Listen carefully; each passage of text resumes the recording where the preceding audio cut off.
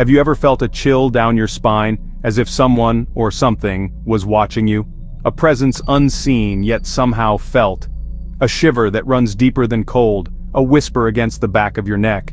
These are the sensations that fuel our fascination with ghosts, with the unseen world that may exist just beyond our perception. Imagine for a moment the grand halls of Hampton Court Palace, a place steeped in history and rumored to be haunted by the ghost of Queen Jane Seymour. Visitors and staff have reported seeing her, a sad figure draped in white, gliding through the halls she once ruled. Some even claim to have captured her image in photographs, a fleeting glimpse of the spectral queen. These stories send a tingle of excitement through us, a thrill of the unknown. They make us wonder, could there be something more to these tales than mere fantasy? Is it possible that the spirits of the departed linger among us, unseen but not unfelt? For as long as humans have walked the earth, we have been telling stories of ghosts. Ancient cultures, from the Egyptians to the Greeks, believed in the existence of spirits that lingered after death. These spirits were often seen as guardians, protectors of the living, or messengers from the gods. They were not always feared but revered, honored as a link to the afterlife. The ancient Egyptians, for example, believed in a complex afterlife, where the soul embarked on a perilous journey to reach the underworld. They built elaborate tombs filled with provisions for the deceased, ensuring their safe passage into the next life. In ancient Greece, the spirits of the dead were believed to reside in Hades, a shadowy underworld ruled by the god of the same name. These spirits could be contacted through rituals and offerings, providing guidance or warnings to the living. These ancient beliefs laid the foundation for our modern fascination with ghosts. Over time, the perception of ghosts shifted, becoming more associated with fear and the unknown. Medieval Europe saw a rise in ghost stories, often linked to the horrors of the Black Death and the widespread belief in witchcraft. Ghosts were seen as vengeful spirits trapped between worlds, seeking retribution or resolution. These tales, often fueled by superstition and religious fervor, spread throughout Europe, shaping our modern understanding of ghosts. These stories served as a form of social control, reinforcing moral codes and instilling fear of the unknown. They also provided a sense of comfort, a way to cope with the inevitability of death and the loss of loved ones. The belief in ghosts allowed people to believe that their loved ones were not truly gone, but still present in some form, watching over them. This belief, however irrational it may seem, provided solace in a world often filled with uncertainty and fear.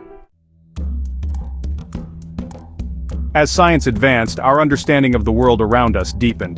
The rise of rationalism and the Enlightenment led to a more skeptical view of the supernatural. Ghosts, once seen as undeniable proof of the afterlife, were now subject to scientific scrutiny. Early attempts to study ghosts often relied on anecdotal evidence, eyewitness accounts, and spiritualist practices. These methods, while intriguing, lacked the rigor and objectivity of scientific inquiry. The invention of photography in the 19th century sparked a renewed interest in ghost hunting. Many believed that cameras could capture the unseen, providing concrete evidence of the existence of spirits. Countless photographs emerged, depicting blurry figures, strange lights, and spectral apparitions. These images, often taken in dimly lit conditions, were easily explained by double exposures, dust particles, or simple photographic flaws. Despite the lack of scientific evidence, the fascination with ghosts persisted. The Victorian era, marked by a fascination with the occult and the macabre, saw a surge in ghost stories and seances. People flocked to spiritualist mediums, seeking to communicate with the dead, desperate to connect with lost loved ones. These seances, often elaborate theatrics, preyed on the grief and vulnerability of those seeking answers from beyond the grave.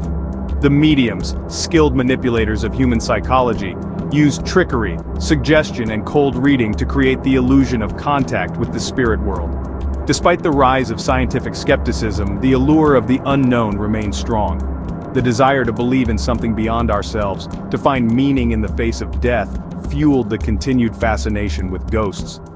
Even as science provided rational explanations for many paranormal phenomena, the mysteries of the human mind and the limits of our understanding left room for doubt, for the possibility that something more might exist beyond our perception. One of the most famous cases of alleged haunting is the story of Borley Rectory in England, a place dubbed the most haunted house in England. Built in 1862, the rectory quickly gained a reputation for paranormal activity. Stories abound of ghostly nuns, phantom carriages, and unexplained noises that terrorized residents and visitors alike. The legend of Borley Rectory grew with each passing decade, attracting paranormal investigators and thrill-seekers from around the world. Harry Price, a renowned paranormal investigator, conducted a series of investigations at the rectory in the 1920s and 30s. His findings, documented in his book The Most Haunted House in England, fueled the public's fascination with the case. Price reported a range of paranormal phenomena, including disembodied voices, objects moving on their own, and even ghostly apparitions. His investigations, though thorough for their time, lacked the scientific rigor of modern paranormal research. Skeptics have long argued that the hauntings at Borley Rectory were nothing more than elaborate hoaxes, fueled by the imaginations of the residents and the sensationalist reporting of the media. The rectory's history of structural problems, its isolated location, and the susceptibility of its residents to suggestion all contributed to the perception of paranormal activity. The lack of concrete evidence, coupled with the contradictory accounts of witnesses, cast doubt on the authenticity of the hauntings. Despite the skepticism, the legend of Borley Rectory endures, a testament to the power of suggestion and our fascination with the unknown.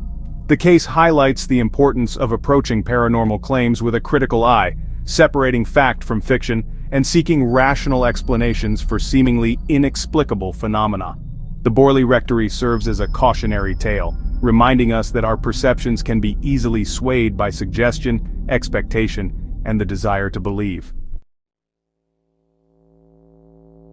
With the advent of modern technology, ghost hunting took on a new dimension. Paranormal investigators armed themselves with a range of gadgets, hoping to capture evidence of the unseen. Electromagnetic field, EMF meters, EVP recorders, and infrared cameras became standard tools in the ghost hunter's arsenal. These devices, while often marketed as ghost detectors, have legitimate scientific uses in fields like engineering and physics. EMF meters, for example, detect fluctuations in electromagnetic fields, which can be caused by a variety of sources, from electrical wiring to appliances. While some paranormal investigators believe that ghosts can emit EMF fluctuations, there is no scientific evidence to support this claim. EVP recorders, on the other hand, capture audio recordings in the hope of capturing disembodied voices or otherworldly sounds. These recordings, often riddled with static and background noise, are susceptible to interpretation bias, where listeners may perceive meaningful sounds in random noise. Infrared cameras, which detect heat signatures, are often used to search for cold spots, believed by some to be indicative of ghostly presences. However, temperature variations in a building can be caused by a multitude of factors, such as drafts, insulation problems, or variations in building materials. The use of technology in ghost hunting, while seemingly scientific, often relies on misinterpretations of data, confirmation bias, and a lack of understanding of the device's actual functions.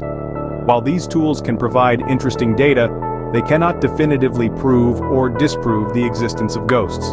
The interpretation of data collected from these devices is often subjective, influenced by the investigator's preconceived notions and the desire to find evidence of the paranormal. It's crucial to remember that correlation does not equal causation, and just because a device registers a fluctuation, it doesn't automatically point to a paranormal explanation.